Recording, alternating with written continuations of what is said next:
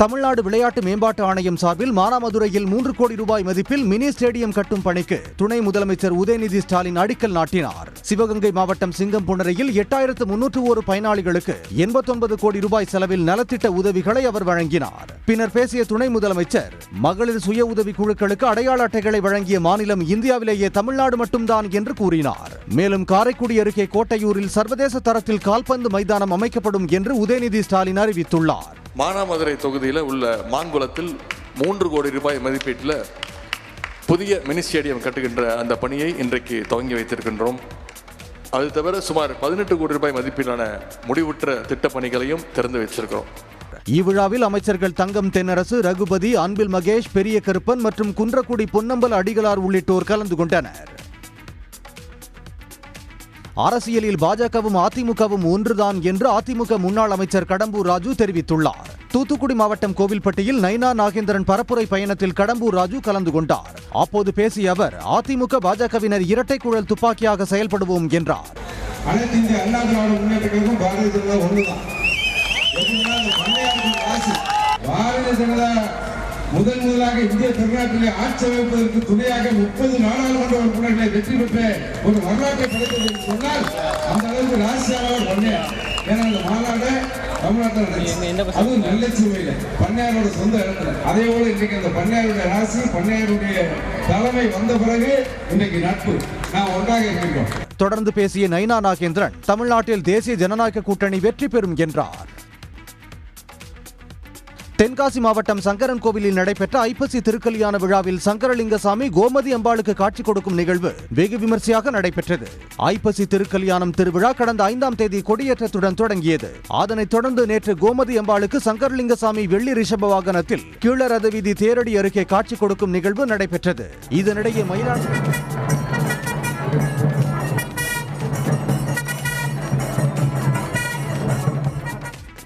மயிலாடுதுறை மாயூரநாதர் மற்றும் வதானேஸ்வரர் ஆலயங்களின் காவிரி துலா உற்சவத்தை முன்னிட்டு திருத்தேரோட்டம் நடைபெற்றது. 4 ரத வீதிகளில் நடந்த தேரோட்டத்தில் ஏராளமான பக்தர்கள் பங்கேற்று தேரை வடம் பிடித்து இழுத்து தரிசனம் செய்தனர்.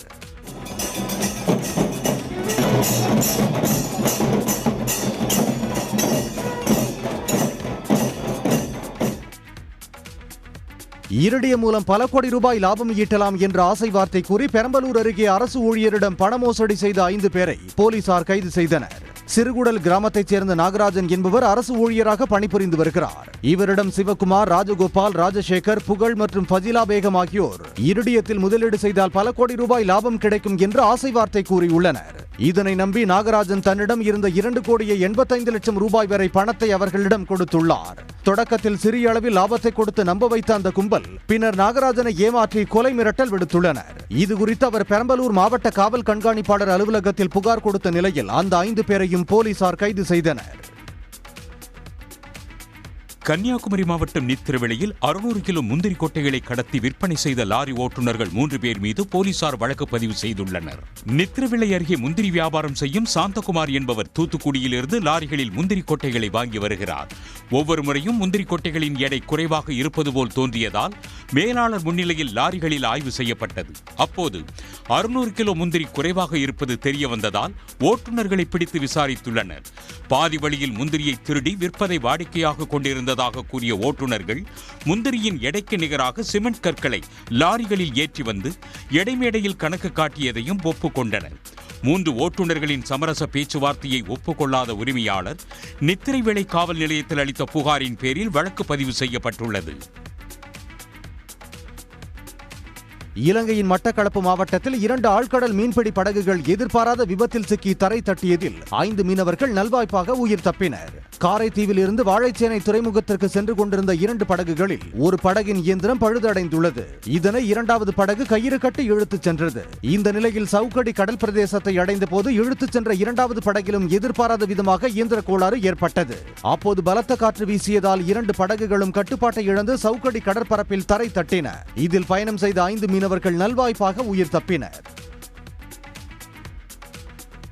இலங்கையை சேர்ந்த தம்பதிக்கு திருச்சியில் பிறந்த நபருக்கு 8 வாரங்களுக்குள் கடவுச்சீட்டு வழங்குமாறு உயர்நீதிமன்ற மதுரை கிளை உத்தரவிட்டுள்ளது. கோகுலேஸ்வரன் என்பவரின் கடவுச்சீட்டுக்கான விண்ணப்பத்தை திருச்சி மண்டல கடவுச்சீட்டு அலுவலர் நிராகரித்ததை எதிர்த்து உயர்நீதிமன்ற மதுரை கிளையில் வழக்கு தொடர்ந்திருந்தார். மறுவாழ்வு முகாமில் தங்கியிருந்த தம்பதிக்கு இந்தியாவில் பிறந்த தான் குடியுரிமை சட்டம் 1955 படி பிறப்பால் இந்திய குடியுரிமை பெற்றவர் எனவும் தனக்கு இந்திய கடவுச்சீட்டு வழங்கப்பட வேண்டும் என்று மனுவில் கூறியிருந்தார். வழக்கை விசாரித்த நீதிபதி மனுதாரர் 1987 ஜூலை மாதத்திற்கு முன்பு பிறந்தவர் என்பதால் சட்டப்படி அவர் இந்திய குடிமகன் என குறிப்பிட்டார். அவரது பெற்றோர் இலங்கையை சேர்ந்தவர்கள் என்பதால் அவருக்கு கடவுச்சீட்டு வழங்க மறுப்பது சட்ட விரோதமானது என்றும் உத்தரவில் நீதிபதி தெரிவித்துள்ளார். காங்கிரஸ் கட்சியை கலைக்க வேண்டும் என கூறிய அதிமுக முன்னாள் அமைச்சர் ராஜேந்திர பாலாஜிக்கு மாநில தலைவர் செல்வ பெருந்தகை கண்டனம் தெரிவித்துள்ளார். சென்னை அம்பத்தூரில் மகளிர் காங்கிரஸ் சார்பில் முன்னாள் பிரதமர் இந்திரா காந்தி பிறந்தநாள் விழா கொண்டாடப்பட்டது. இதில் முன்னாள் ஒன்றிய நிதியமைச்சர் ப. சிதம்பரம், காங்கிரஸ் மாநில தலைவர் செல்வ பெருந்தகை உள்ளிட்டோர் பங்கேற்றனர். பின்னர் பேட்டியளித்த செல்வ பெருந்தகை, குறைந்தபட்ச நாகரிகம் இல்லாமல் காங்கிரஸ் வரலாறு தெரியாமல் ராஜேந்திர பாலாஜி பேசி வருவதாக சாடினார். ஒரு குறைந்தபட்ச நாகரிகம் கூட தெரியாம அரசியல் நாகரிகம். இந்த அதிமுக என்பது எப்படிப்பட்ட கட்சி? அந்த கட்சியில இப்படி நாகரிகம் மற்றவர்கள்லாம் யார பேசுறாங்க, எந்த கட்சியை பேசுறாங்க, எந்த கட்சி தலைவரை பத்தி பேசுறாங்க கூட விவஸ்தை இல்லாம விபரம் இல்லாம இப்படி எல்லாம் பேசுறாங்கன்னா அங்க ஒருத்தர் அமைதியா உட்காந்துருக்க தலைவர் என்ன பண்றாரு? மறுப்பு சொல்லி இருக்க வேணாம். குறைந்தபட்சம் ஒரு தலைமை பண்பு வேணும். இப்படியாப்பட்ட ஆளுங்கெல்லாம் மாவட்ட செயலாளரா மந்திரியா கொடுத்து வச்சுதான் என்ன பண்ணுவாங்க? அதனால காங்கிரஸ் பேரியக்க வரலாறை தெரியாதவர் ராஜேந்திர பாலாஜி வெளிப்படையாக மன்னிப்பு கேட்க வேண்டும்.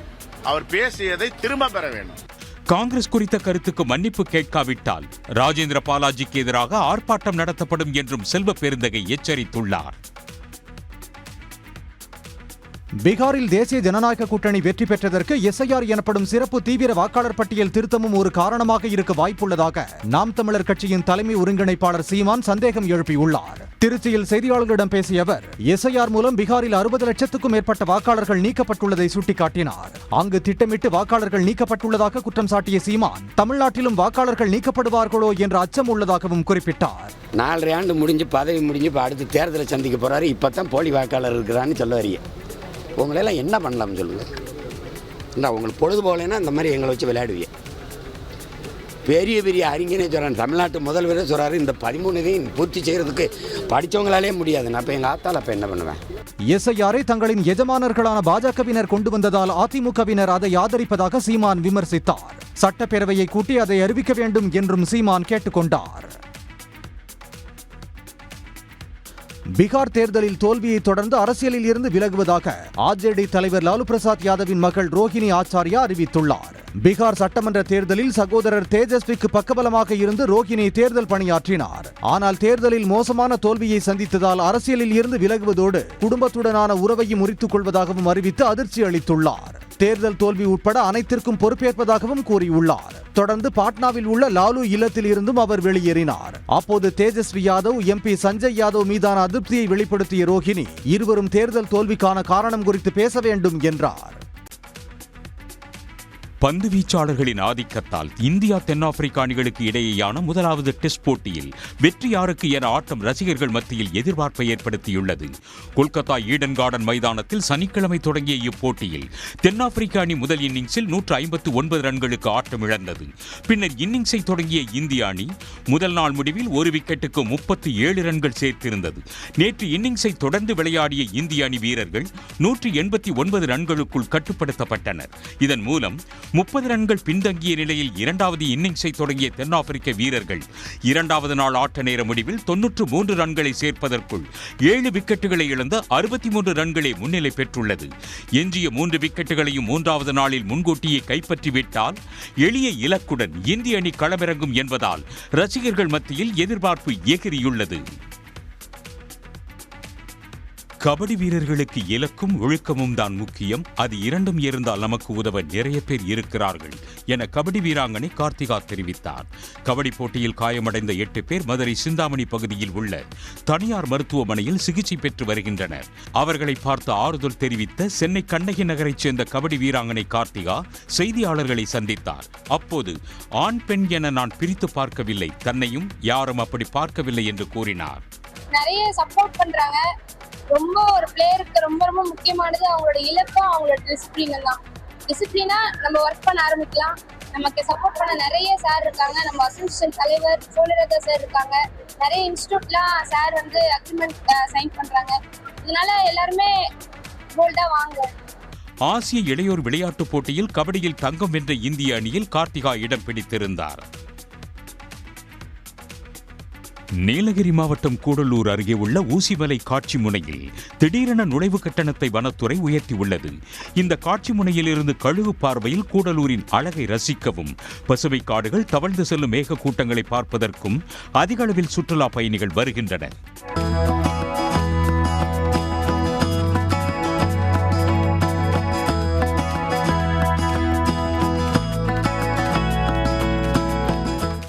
இந்த நிலையில் பெரியவர்களுக்கான கட்டணம் 20 40 ரூபாயாகவும், சிறியவர்களுக்கான கட்டணம் 10 20 ரூபாயாகவும் உயர்த்தப்பட்டுள்ளது.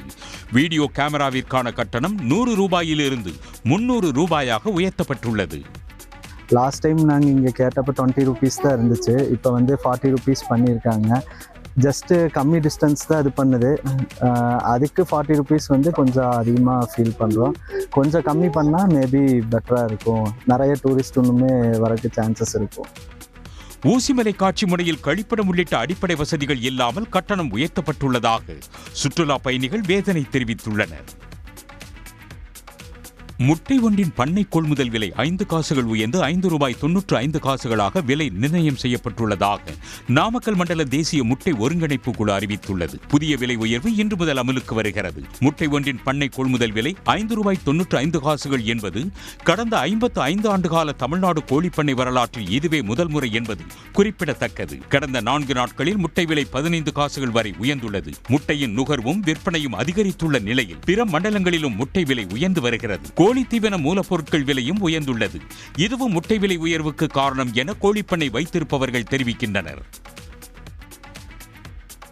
முதல் முறையாக தமிழ்நாடு அரசின் சார்பில் ஈரோட்டில் நடத்தப்பட்ட வாங்குவோர் விற்போர் சந்திப்பு நிகழ்ச்சியில் வெளிநாடுகளைச் சேர்ந்த பல்வேறு நிறுவனங்கள் பங்கேற்று உள்ளூர் உற்பத்தியாளர்களுடன் புரிந்துணர்வு ஒப்பந்தங்களை மேற்கொண்டன. 2 நாட்கள் நடைபெற்ற இந்த நிகழ்ச்சியில் ரஷ்யா, ஐக்கிய அரபு அமீரகம், மலேசியா உட்பட 10 நாடுகளைச் சேர்ந்த தொழில் நிறுவனங்கள் 42 அரங்குகளை அமைத்திருந்தன. இந்த சந்திப்பு நிகழ்ச்சி சிறு குறு தொழில்களை அடுத்த கட்டத்திற்கு எடுத்துச் செல்லும் வகையில் இருந்ததாக தொழில் முனைவோர் தெரிவித்தனர். இதில் நாங்கள் ஸ்ரீலங்கா, கானா அண்ட் மொரிஷியஸ் 3 கண்ட்ரி அவங்களோட பையரை மீட் பண்ணியிருக்கோம். எங்களுக்கு அடுத்த ஸ்டெப்புக்கு இது ரொம்ப யூஸ்ஃபுல்லாக இருக்கும்னு நினைக்கிறோம். ஈரோடு மட்டுமின்றி திருப்பூர், கோவை, கரூர், சேலம் உள்ளிட்ட பல்வேறு நகரங்களைச் சேர்ந்த தொழில்துறையினர் இந்த நிகழ்ச்சியில் கலந்து கொண்டனர். நாடு முழுவதும் ஆன்லைன் முதலீடு என கூறி 100 கோடி ரூபாய்க்கு மேல் மோசடி செய்த வழக்கில் முக்கிய குற்றவாளி உட்பட மேலும் 2 கைது செய்யப்பட்டு சிறையில் அடைக்கப்பட்டனர். சென்னை பெருங்குடியில் வசிக்கும் கார்த்திக் என்பவர் ஆன்லைன் முதலீட்டு விளம்பரத்தை பார்த்து மோசடி நபர்கள் அனுப்பிய லிங்க் மூலமாக செயலி ஒன்றை பதிவிறக்கம் செய்தார். அவர்கள் சொன்னபடி பல்வேறு வங்கி கணக்குகளுக்கு சுமார் 1,43 லட்சம் ரூபாயை கார்த்திக் செலுத்தியதாக தெரிகிறது. ஒரு கட்டத்தில் தான் ஏமாற்றப்பட்டதை உணர்ந்த அவர் காவல் ஆணையர் அலுவலகத்தில் புகார் மனு கொடுத்தார். அதன் பேரில் புலன் விசாரணை மேற்கொள்ளப்பட்டு ஏற்கனவே 4 பேர் கைது செய்யப்பட்டனர். இந்நிலையில் தற்போது முக்கிய குற்றவாளியான ஸ்ரீநாத் ரெட்டியும் அனிதா என்பவரையும் சைபர் கிரைம் போலீசார் கைது செய்தனர். 2 கணினிகள், 4 செல்போன்கள், 12 ஏடிஎம் கார்டுகள் உள்ளிட்டவையும் பறிமுதல் செய்யப்பட்டன. காப்பீட்டுத் துறையில் 100% அந்நிய நேரடி முதலீட்டை அனுமதிக்கும் வகையில் காப்பீட்டு திருத்த மசோதா வரும் நாடாளுமன்ற குளிர்கால கூட்டத்தொடரில் தாக்கல் செய்யும் முடிவை ஒன்றிய அரசு கைவிட வேண்டும் என வலியுறுத்தி ராமநாதபுரத்தில் தென்மண்டல காப்பீட்டு ஊழியர் கூட்டமைப்பு சார்பில் சிறப்பு கருத்தரங்கம் நடைபெற்றது. ராமநாதபுரத்தில் தனியார் மகாலில் தென்மண்டல காப்பீட்டு ஊழியர் கூட்டமைப்பு மற்றும் இந்தியாவுக்கான மக்கள் இயக்கம் சார்பாக மக்கள் ஒற்றுமை எனும் பெயரில் சிறப்பு கருத்தரங்கம் நடைபெற்றது. பின்னர் செய்தியாளர்களிடம் பேசிய தென்மண்டல காப்பீட்டு ஊழியர் கூட்டமைப்பின் பொதுச் செயலாளர் சுரேஷ், 100% அந்நிய நேரடி முதலீடு உயர்வு என்பது எல்ஐசி நிறுவனத்தை பாதிக்கக்கூடிய அம்சம் என்று கூறினார். அந்த மசோதாவில் இன்சூரன்ஸ் துறையில் அந்நிய நேரடி முதலீட்டை 100% உயர்த்துகிற முன்மொழிவும் அடங்கி இருக்கிறது. அகில இந்திய இன்சூரன்ஸ் ஊழியர் சங்கத்தை பொறுத்தவரை மத்திய அரசாங்கம் உத்தேசித்திருக்கிற இந்த முன்மொழிவு என்பது மக்கள் சேமிப்புக்கு குந்தகம் விளைவிக்கக்கூடியது, நாட்டு நலனுக்கு எதிரானது என்பதோடு அது உடனடியாக திரும்பப்பட வேண்டும் என்று நாங்கள் வலியுறுத்துகிறோம். ஒருவேளை ஒன்றிய அரசு மசோதாவை தாக்கல் செய்தது என்றால் வெளிநடப்பு செய்து வேலைநிறுத்தத்தில் ஈடுபடுவோம் என்றும் சுரேஷ் எச்சரித்தார்.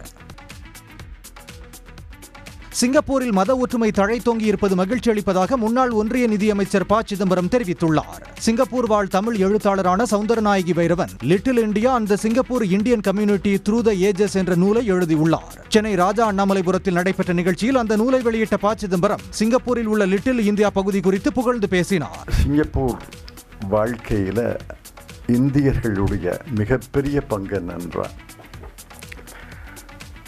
மத வேறுபாடுகள் இல்லாமல் இந்திய மதங்களை எல்லாம் அங்கே பின்பற்றி வருகிறார்கள். தண்டாயுதபாணி கோயில், மாரியம்மன் கோயிலுக்கு சீனர்கள் நிறைய வருகிறார்கள்.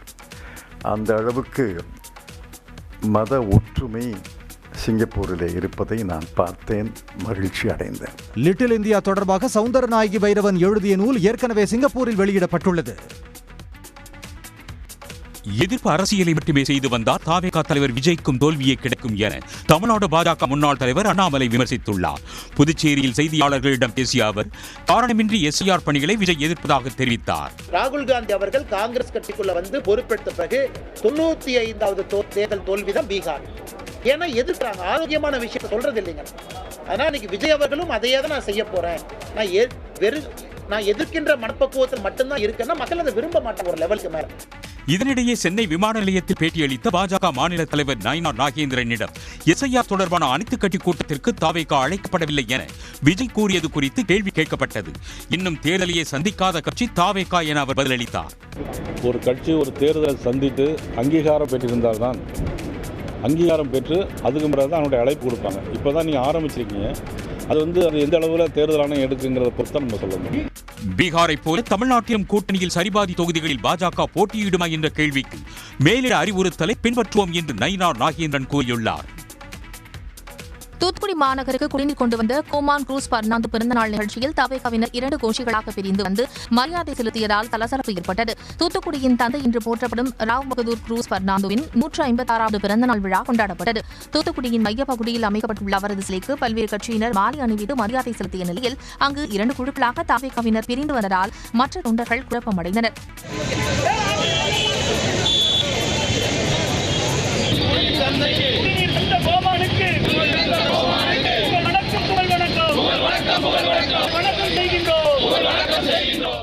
தூத்துக்குடியில் தாவேகாவுக்கு மாவட்ட செயலாளர் நியமிக்கப்படாத நிலையில் தாம் தான் மாவட்ட செயலாளர் என கூறிக்கொண்டு அஜிதா ஆக்னல் என்பவர் தலைமையில் ஒரு குழுவினர் வந்து மாலை அணிவித்தனர். JKR முருகன் என்பவர் மற்றொரு அணியை திரட்டிக் கொண்டு வந்து மாலை அணிவித்தார். கடந்த ஆண்டு குரூஸ் பர்னாந்து பிறந்தநாள் விழாவின் போது இதேபோன்று 2 கோஷ்டிகள் வந்து தனித்தனியாக மரியாதை செலுத்தியது குறிப்பிடத்தக்கது. மாம்பழம் சின்னத்தை தேர்தல் ஆணையம் தங்களுக்கு ஒதுக்கவில்லை என்றால் உச்சநீதிமன்றத்தை அணுகுவது என ராமதாஸ் தலைமையில் நடைபெற்ற ஆலோசனைக் கூட்டத்தில் முடிவு எடுக்கப்பட்டது. திண்டிவனம் அடுத்த தைலாபுரம் இல்லத்தில் பாமக நிறுவனர் ராமதாஸ் தலைமையில் சமூக நீதி பேரவை மாநில செயற்குழு கூட்டம் நடைபெற்றது. இந்த கூட்டத்தில் கட்சியின் மூத்த வழக்கறிஞர்கள் பங்கேற்றனர். அப்போது கட்சியின் அங்கீகாரம் மற்றும் மாம்பழம் சின்னத்தை பெற உச்சநீதிமன்றத்தை அணுகுவது என ஒருமனதாக முடிவு செய்யப்பட்டது.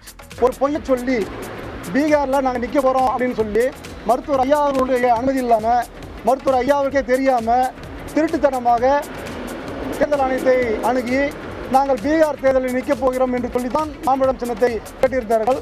அந்த மாம்பழ சின்னம் என்பது தனிப்பட்ட ஒரு நபருக்காக வழங்கப்பட்டதில்லை, பாட்டாளி மக்கள் கட்சிக்காக தேர்தல் ஆணையம் வழங்கியிருக்கிறது. பீகார் தேர்தலில் போட்டியிடப் போவதாக குறுக்கு வழியில் மாம்பழம் சின்னத்தை பெற்ற அன்புமணி தரப்பு பீகாரில் போட்டியிடாதது ஏன் எனவும் ராமதாஸ் தரப்பு கேள்வி எழுப்பியுள்ளது. தமிழ்நாட்டில் பரவலாக்கப்பட்ட வளர்ச்சியே முதலமைச்சர் மு.க. ஸ்டாலினின் நோக்கம் என்று தொழில்துறை அமைச்சர் TRB ராஜா தெரிவித்துள்ளார். குறுகிய காலனி உற்பத்தி நிறுவனமான குவாங்சு தமிழ்நாட்டில் 1720 கோடி ரூபாய் முதலீடு செய்ய அரசுடன் ஒப்பந்தம் செய்திருந்தது. அந்த நிறுவனம் ஆந்திராவிற்கு செல்வதாக தகவல் வெளியான நிலையில் TRB ராஜா விளக்க அறிக்கை ஒன்றை வெளியிட்டுள்ளார். அதில் மாநிலத்தின் முதலீட்டை மேம்படுத்துவது என்பது சாதாரணமானது அல்ல என தெரிவித்துள்ளார். தமிழ்நாட்டின் மதிப்பையும் வலிமையையும் அறிந்து அதற்கேற்றபடிதான் செயல்பட முடியும் என கூறியுள்ள TRB ராஜா நாட்டிலேயே உலகிலேயே மிகவும் நம்பத்தகுந்த தொழில் வளர்ச்சி கொண்ட மாநிலம் தமிழ்நாடு என பெருமிதம் தெரிவித்துள்ளார். உருவாகும் வேலை வாய்ப்புகளின் தன்மையை கணிக்காமல் விலை மதிப்பு மிக்க நிலங்களை கொடுத்துவிட முடியாது என்றும் நடைமுறை சாத்தியமில்லாத சலுகைகளை வழங்க முடியாது எனவும் அவர் குறிப்பிட்டுள்ளார். தமிழ்நாட்டின் நலன்களை முன்னிலைப்படுத்தும் அரசை எதிர்க்கட்சிகள் அவமதிக்க முயற்சிப்பதாகவும் TRB ராஜா தெரிவித்துள்ளார். ஆந்திர அரசு 1720 கோடி முதலீட்டிற்கு 1032 கோடி ரூபாய்க்கு சலுகைகள் தர முன்வந்ததாக தகவல் வெளியாகியுள்ளது. பீகார் தேர்தல் முடிவை விமர்சன ரீதியாக பார்க்க வேண்டும் என்றும் தமிழ்நாடு கவனமாக விழிப்புடன் இருக்க வேண்டும் என்றும் மக்கள் நீதி மய்யம் கட்சி தலைவரும் MP-யுமான கமல்ஹாசன் தெரிவித்தார். மதுரை விமான நிலையத்தில் செய்தியாளர்களின் கேள்விகளுக்கு அவர் பதிலளித்தார்.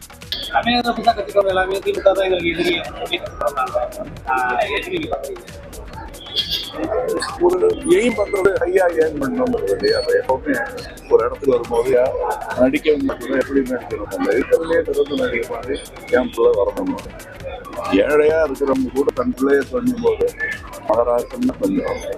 மேகதாது விவகாரம் குறித்த செய்தியாளரின் கேள்விக்கு மேகதாது பிரச்சனை தனது சிறுவயது முதல் நடந்து கொண்டிருப்பதாகவும் தனது தாடி வெள்ளையாகிவிட்டது, தண்ணீர் கருப்பாகிவிட்டது எனவும் கமல்ஹாசன் கூறினார்.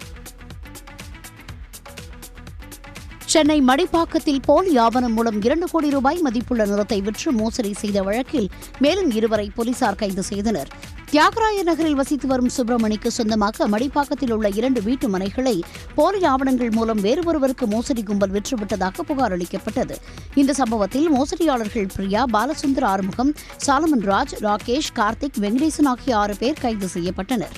இந்த நிலையில் மோசடிக்கு போலி ஆவணம் தயாரித்து கொடுத்த பாரதி ராஜா, ஜவஹர் சாதிக் ஆகிய மேலும் 2 போலீசார் கைது செய்துள்ளனர். போலி ஆவணம் தயாரிக்க பயன்படுத்தப்பட்ட நெசப்பாக்கத்தில் உள்ள குடியிருப்பை சோதனையிட்ட போலீசார் அங்கிருந்த அதிநவீன பிரிண்டர்கள், போலியான ரப்பர் ஸ்டாம்புகள், முத்திரை தாள்கள் உள்ளிட்டவற்றை பறிமுதல் செய்தனர். கைது செய்யப்பட்ட பாரதி ராஜா, ஜவஹர் சாதிக் ஆகிய 2 நீதிமன்றத்தில் ஆஜர்படுத்தி போலீசார் சிறையில் அடைத்தனர். சபரிமலை ஐயப்பன் கோவில் வருடாந்திர மண்டல மற்றும் மகர பூஜைகளுக்காக இன்று மாலை நடை திறக்கப்பட உள்ளது. இதையொட்டி லட்சக்கணக்கான பக்தர்கள் சபரிமலையில் குவிந்து வருகின்றனர். சபரிமலை தரிசனத்துக்காக நாள்தோறும் ஆன்லைன் புக்கிங் மூலம் 70,000 பேரும், நேரடி பதிவு மூலம் 20,000 பேரும் அனுமதிக்கப்பட திட்டமிடப்பட்டுள்ளது. இன்று மாலை நடை திறக்கப்பட்டது முதல் தொடர்ந்து 44 நாட்களுக்கு மூலவர் ஐயப்பனுக்கு தீபம் ஏற்றி சிறப்பு பூஜைகள் நடத்தப்படும். இன்று மாலை 5 மணிக்கு தந்திரி மகேஷ் மோகனாறு முன்னிலையில் தற்போதைய மேல்சாந்தி அருண்குமார் நம்பூதிரி கோயில் நடையை திறந்து வைக்கிறார்.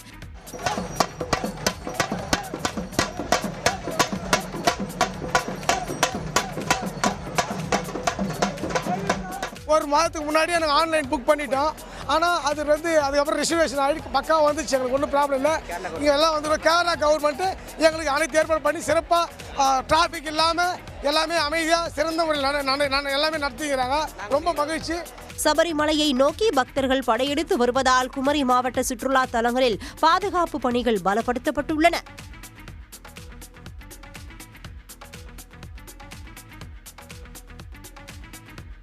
கேரள மாநிலம் கண்ணூர் மாவட்டத்தில் 4ஆம் வகுப்பு சிறுமியை பாலியல் வன்கொடுமைக்கு உள்ளாக்கிய முன்னாள் பாஜக நிர்வாகிக்கு 40 ஆண்டுகள் சிறை தண்டனை விதித்து நீதிமன்றம் உத்தரவிட்டுள்ளது. 2020ஆம் ஆண்டு திருப்பங்கோட்டூர் பஞ்சாயத்து தலைவராக இருந்த பத்மராஜன் 4ஆம் வகுப்பு சிறுமி ஒருவரை பாலியல் வன்கொடுமைக்கு உள்ளாக்கியுள்ளார். இது தொடர்பான வழக்கில் 40 சாட்சிகள் விசாரிக்கப்பட்டதுடன் 70 ஆவணங்களை நீதிமன்றம் பரிசீலித்தது.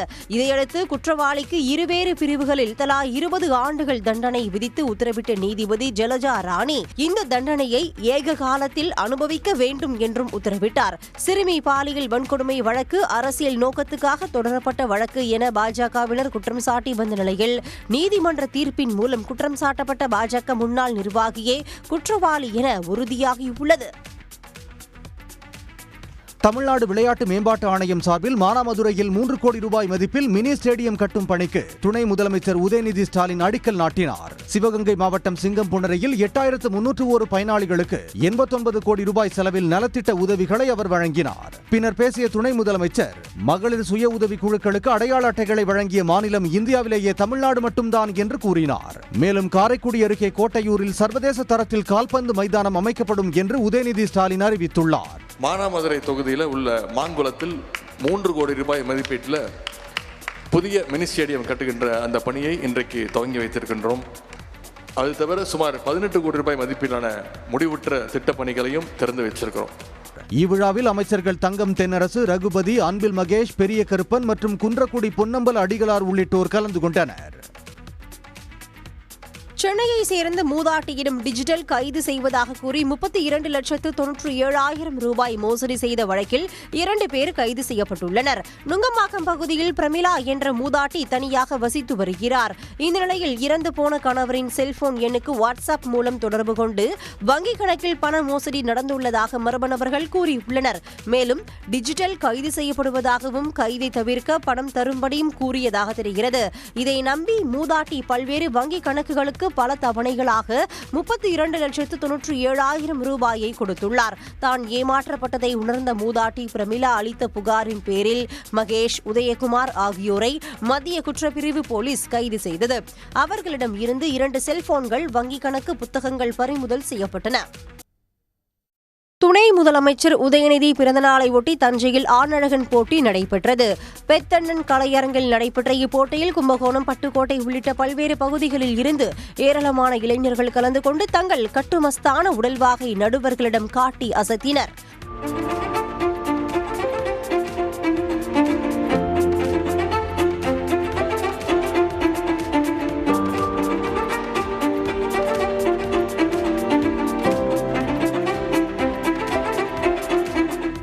ஆணழகன் போட்டியில் ஒவ்வொரு எடைப்பிரிவிலும் முதல் 3 இடங்களை பிடித்த வீரர்களுக்கு சிறப்பு விருந்தினர்கள் பரிசு மற்றும் சான்றிதழ் வழங்கி கௌரவித்தனர்.